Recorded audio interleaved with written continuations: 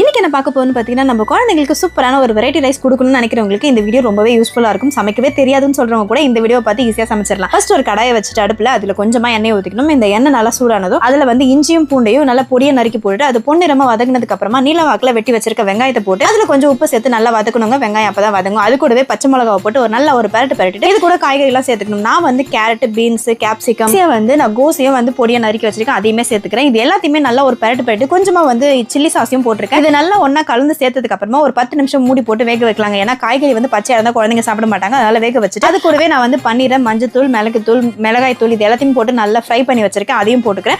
அதுக்கப்புறம் நம்ம சாப்பாடு வந்து நல்லா உதிரியா உரிச்சு வச்சிருக்கோம் பாத்தீங்களா, பிரியாணி ரைஸ்ல அதை வந்து அப்படியே எடுத்து போடணுங்க. இது எல்லாத்தையும் நல்லா ஒரு கலர் கலட்டு இது கூடவே வந்து கொஞ்சமா மிளகுத்தூள் போட்டுக்கணும். மிளகுத்தூள், கரம் மசாலா, உங்ககிட்ட என்ன மசாலாலாம் இருக்கோ எல்லாத்தையுமே கொஞ்சம் மேல தூவிட்டு அதை நல்லா ஒரு கலர் கலட்டு வந்து வாசனைக்காக புதினா இலையை நல்லா மேல தூவிட்டு ஒரு 2 கலர் கலரி அப்படியே மூடி போட்டு வச்சிங்கன்னு வச்சுக்கோங்களேன். சூப்பரான ஒரு ஃப்ரைட் ரைஸ் ரெடி ஆயிடும்.